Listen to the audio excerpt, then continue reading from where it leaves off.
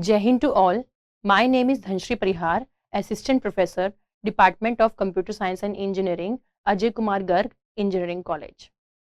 Today, I am going to deliver the topic Interconnected Network from the subject Computer Organization and Architecture. So, the content of this presentation include introduction, the buses, bus arbitration schemes, the types of buses and the arbitration schemes, and the visitor bus transfer.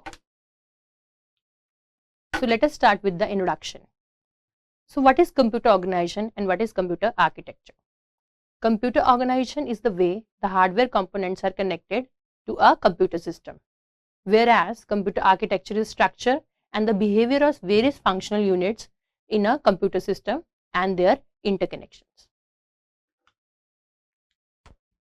So this is the block diagram of a computer system, a digital computer system. Here we can see we have two types of lines which is connecting all the blocks. One is the dotted line and another is these dark black lines. The dotted lines indicates the control exercised by the control unit, means the control signals generated by the control unit, and these dark lines indicates the flow of instructions from one direction to another. Like we are having 5 blocks in genuine digital computer, that is the input unit, the output unit, the memory which is divided into 2 parts, secondary memory and the primary memory, and then we have the CPU, central processing unit, which will be having further 2 divisions, control unit and arithmetic logical unit. So these dotted lines and these dark lines are actually the interconnected network, that is the connection between the different block units, and these are known as the buses. Input unit contains various input devices like mouse, keyboard, mic, etc. and output devices like printer is there, screen is there. So the main unit, one of the main unit where the storage is done in the computer system is secondary storage and the primary storage. Secondary storage is generally a hard disk which is very large in size, and the primary storage includes RAM and ROM memories, that is random access memories and read-only memory, whereas the RAM is used for storing the currently running task in the computer system, and it is a volatile memory, and the data exists in the RAM till the power is turned on in a system. As soon as the power is turned off in a computer system, all the content of RAM will got vanished. Whereas in the secondary memory, like hard disk, the data is stored permanently in the computer system and it cannot get vanished when the power is turned off. So these are the 2 major types of memory. Although we are having various other types of memories also in a memory hierarchy, we have registers, we have cache memories, we have then main memory, RAM and ROM, EROM, PROM, PPROM, and then we have hard disk, flash drives, magnetic tapes. And here we are having the control unit and the arithmetic logical unit, which compose our central processing unit. So control unit is composed of further 2 types of schemes. Either it may be a hardware control unit or microprogram control unit. In a hardware control unit, we have logical gates organized that is used to decode the instruction and to execute the instruction in a further stage. Whereas in a microprogram control unit, we are having a microprogram control chip, which is a programmed chip which is used to generate the control signals. Control signals, right? Reading controls, writing controls from this control unit. Now in ALU, the ALU will perform the various arithmetic and logical operation like addition, subtraction, multiplication, division, comparison operation, greater than, less than, equals to, not equals to, etc. So this all computation will be done by the arithmetic and logical unit. Arithmetic logical unit will composed of AND gate, OR gate, full adder, and a multiplexer which is used to make a selection out of all these components. So that is a brief description about the ALU. CU, memory unit, input unit and output unit. So these are the 5 major blocks of a computer architecture which is connected through the interconnected network known as buses. So as we know that the brain of computer system is CPU, Okay, and we have three types of buses. Now, what is a bus? Bus is an interconnected network. As I told earlier that the architecture of computer system is incomplete without the interconnected network, as all the blocks get connected to each other with the help of buses. So there are mainly three types of buses: address bus, data bus, and control bus. As their name is said, what is address bus? The address bus is the carrier of the address from CPU to memory systems. Okay, and what is data bus? Data bus is the carrier of data from memory to the CPU or from CPU to memory. So it is a unidirectional bus, whereas bidirectional bus, whereas address bus is a unidirectional bus.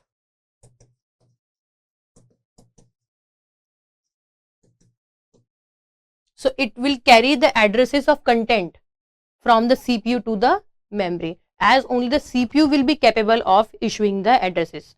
There is no other device in the computer system that will have that capability of issuing the addresses.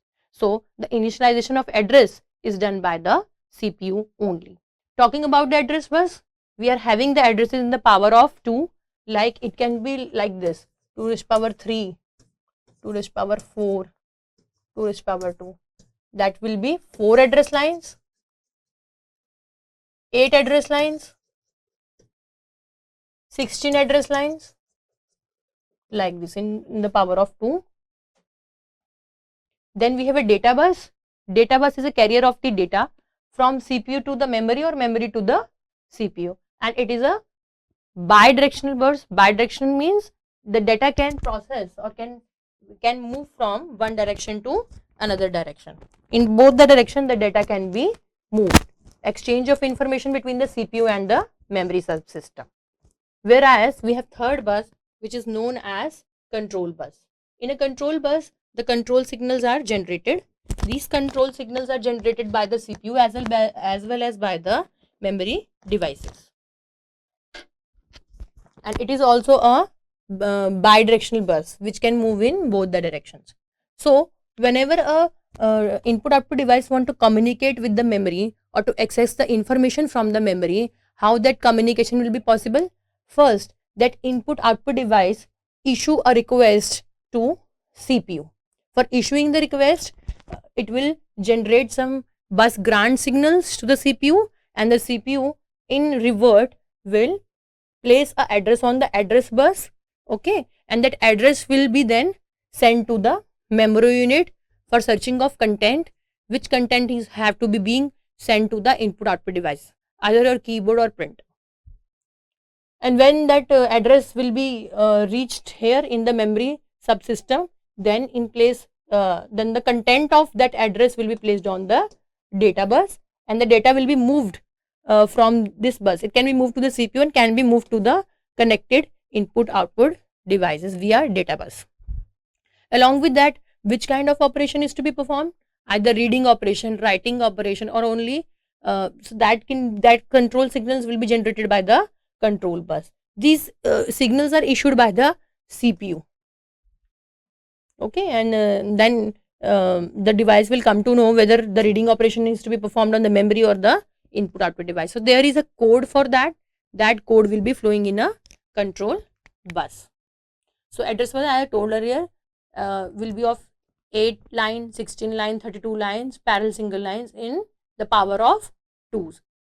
The CPU will read and write data from the memory by the unique addresses, by the unique location, and the output of that location of data will also a address on the address bus.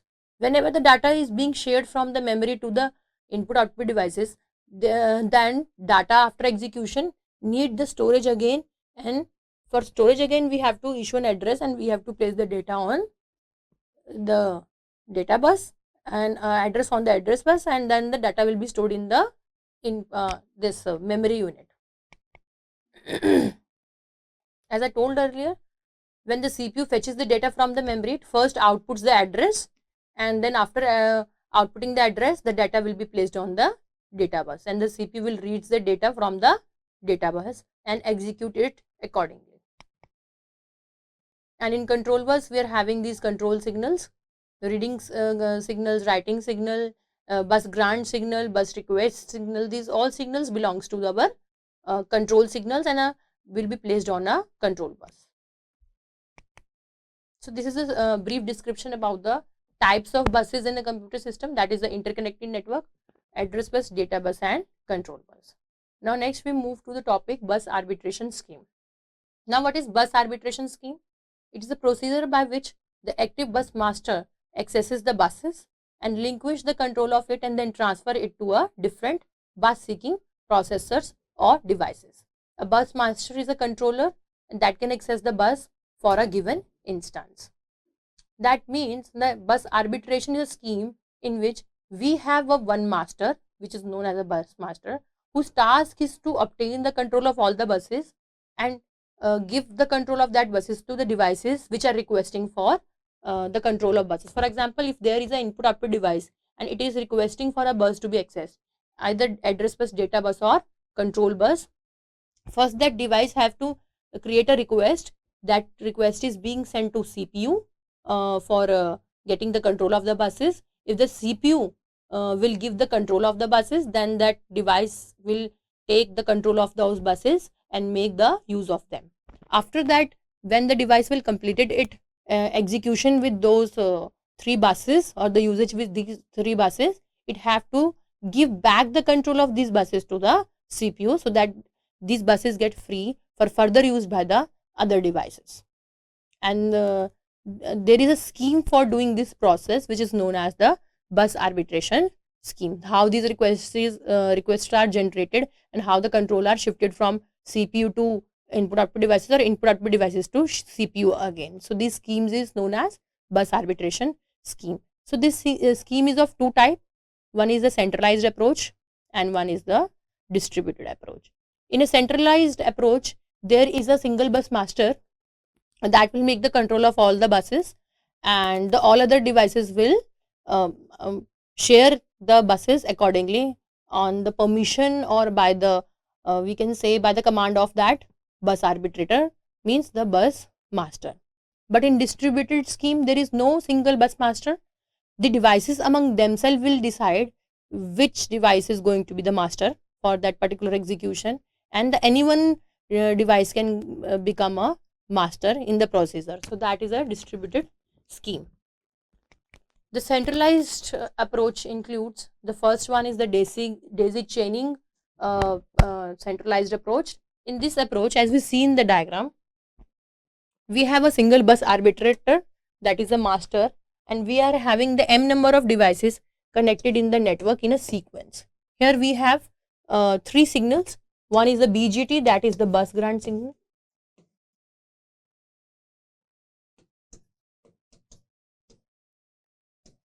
BRQ, that is the bus request signal.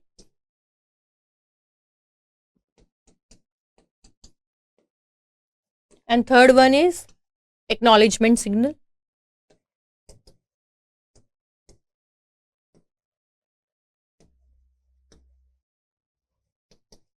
Now, how this process of bus request, bus grant and relinquishing these buses back to the CPU will occur. Now, as we see in this diagram, we have a master bus arbitrator over here known as a bus arbiter, and there are certain devices connected to this bus arbitrator like device number 1, 2 and m in a sequence, that is in a chain. Suppose the device 2 is requesting for the control of bus. So for requesting a device, it will generate a bus request signal and it will activate this line to 1, and this bus request signal from this device number 2 will get activated, and this request signal will go to the bus arbitrator requesting for the getting the control of the bus, whereas the arbitrator in response will generate a bus grant signal. So this bus grant signal is first given to the device 1. The device 1 will check whether it will require this control of buses or not. Since the request is generated by device number 2, it will wait till the device number 1 will transfer that bus grant signal to device number 2. So it will perform a check whether it will need the control of bus or not, even though it haven't requested any control of buses. Now, if it doesn't require the control of buses, it will transfer the signal next to the and make its value 1, and the device 2 will get the signal, bus grant signal, and it will then activate this corresponding line of acknowledgement that that the control of buses will be obtained by the device 2, and this acknowledgement and response is given to the bus arbitrator. Now all the buses are being occupied by device number 2, and the bus arbitrator is informed about this through the acknowledgement signal. Now when the device number 2 will complete its work with the buses, what it will do, it will be load down this bus request signal to 0, and this bus request signal when becomes 0, this line will be attached to the bus arbitrator and it will get the information that it will do not need any further control of the buses. Again it will turn the bus grant signal to 0 and device 1 transfer it to the next device.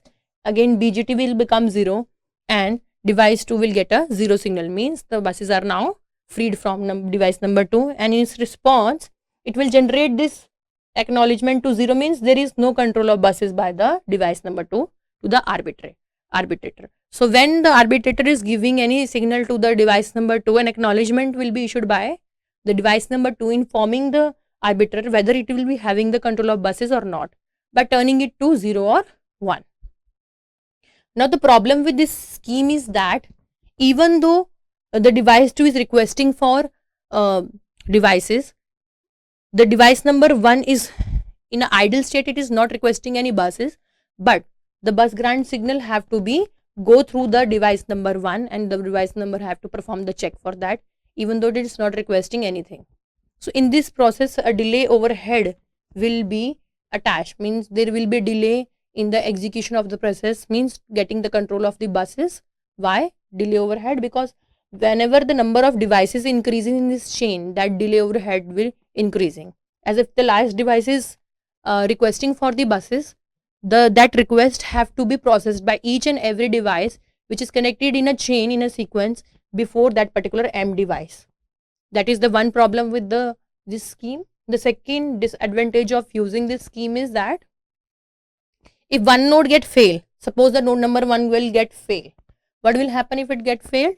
The previous nodes which is attached to this will not able to get communication or not get communicated with the bus arbitrator, as the line will get problematic, and the way to perform a bus grant signal is by removing this node and inserting a new node in the place of that particular node, which is a very complex and time consuming as a not an economic it is a very costly thing to remove a device from the network and then inserting a new device, and the other devices get halted because of this sequence of connectivity. So these are the drawbacks of using the daisy chaining bus arbitration scheme, and the advantage of using this bus arbitration scheme is it's very simple structure architecture where there is no need of connecting the lots of lines with the bus arbitrator, and it is a very simple scheme, simple to form.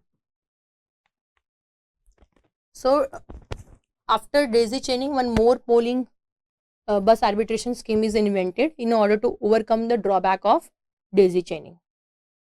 In this scheme, polling bus arbitration scheme, as we see here, we have the multiple devices connected over here up to n, as similar as the bus arbitration daisy chaining bus arbitration scheme, but the difference is we are having some polling lines. These are known as the polling signal or polling lines, which is not present in the daisy chaining bus arbitration scheme. We have the again bus request signal and the bus busy signal. Bus busy is a kind of acknowledgement again to indicate the controller that the bus is being occupied by the device or not occupied by the device. Okay. So here we are having these polling lines. Now what are these polling lines? These are the extra number of lines which is connected with each and every device. Whenever a particular device needs a bus, its unique polling address will be shared on these 3 lines. In this architecture, why I am taking it to be 3? Because this polling line size will be dependent upon the power of 2. If I am having 8 devices connected in circuit, then I am having 2 raised power 3, that is the 3 polling lines. Okay, and if I am having two devices in the network connecting the network, so I am having 2 raised to power 1 polling line like this. Okay, so this polling lines is always in the power of 2. Here in this architecture diagram, we will be having an example that we are having the 8 devices, 8 masters we can say connected in the network, and if we are having 8 devices, input output devices connected in a network, then we have 3 polling lines for that. As the number of the devices increases the circuit, the number of polling lines will also increase in the circuit. If I am having 16 devices in the network connected in the network, how many polling line I need? 2 raised to power 4. So 4 polling lines.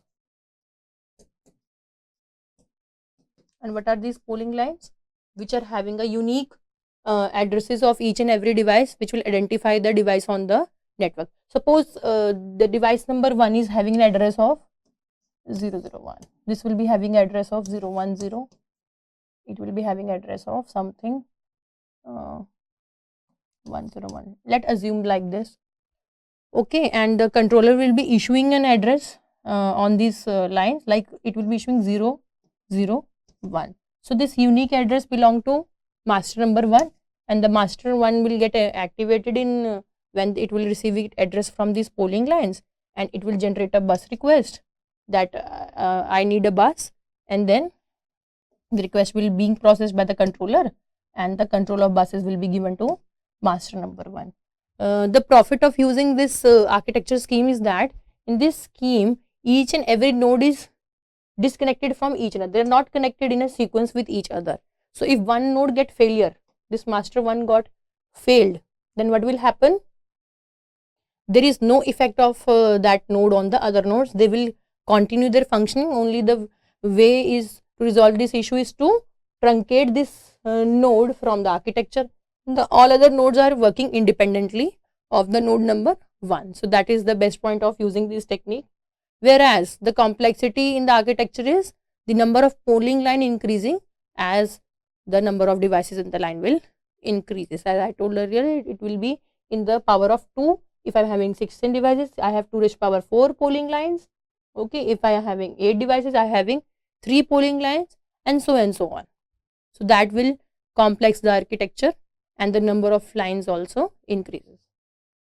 Okay, when this master computer will use the buses, it will generate a bus B signal to be 1 when it will be occupying the control of the buses, and make it 0 when it will free the buses from its usage, indication to the controller. So this is the polling technique. So these two types of scheme belongs to centralized distributed scheme in a bus arbitration.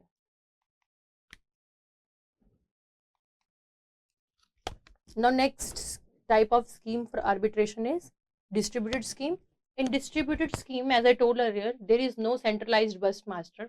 All the devices have the equal right to get a chance to become a master. Now how it is possible?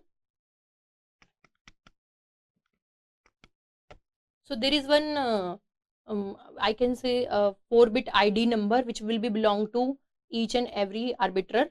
Like we have if 2 to 3 devices connected, they will be named as ARB0, ARB3, ARB1, ARB2.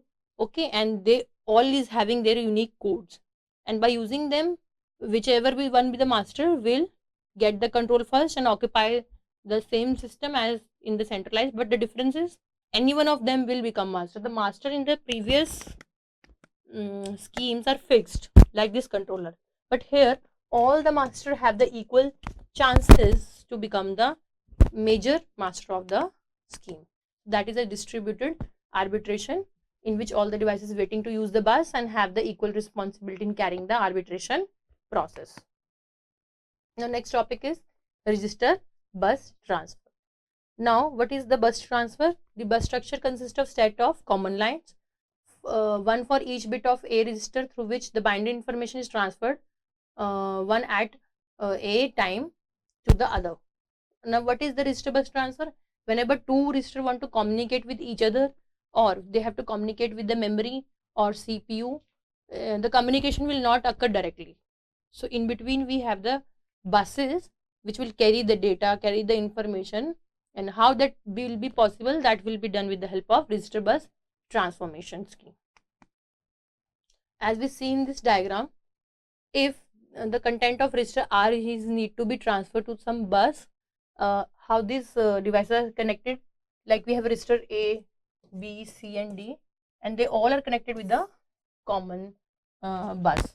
So one way of constructing a common bus system is with the help of multiplexer. Now what is a multiplexer? A multiplexer is a device having 2 raised power n input and 1 output, that is a mux. That is the information about the multiplexer. So in order to connect and to transfer the information from one register to another, we will need a multiplexer. Thank you and Jai Hind.